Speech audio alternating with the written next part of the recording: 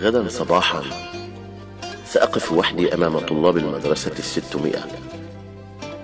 سألغي النشيد الوطني الفلسطيني ليوم واحد.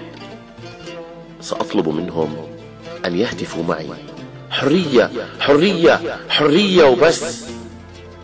وحين يحتج المدرسون والمدير والجيران والوزارة والأهالي، سأقود مظاهرة ضدهم لا يمشي فيها سوى فمي ويدي وقلبي.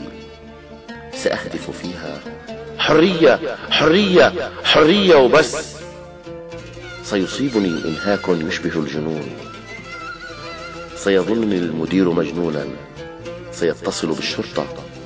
ستعتقلني الشرطة، وأمامها سأقود مظاهرة يشارك فيها فقط تعبي وجنوني وبحة صوتي.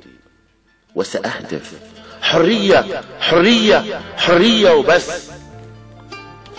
وحين أموت تحت التعذيب في مركز الشرطة، سأحمل على أكتاف الأحباء، وسيسمعني المشيعون وأنا أهتف: حرية حرية حرية وبس.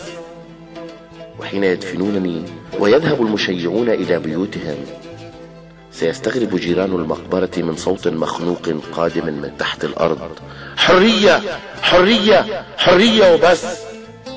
وبعد 1000 سنة حين يندثر قبري، ستحمل سيدة ما كومة ترابي لتنثرها في حديقتها، وستتهم السيدة بالجنون وهي تتصل مع صديقتها لتقول لها إنها تسمع صوتا قادما من أرض الحديقة: حرية حرية حرية حرية وبس.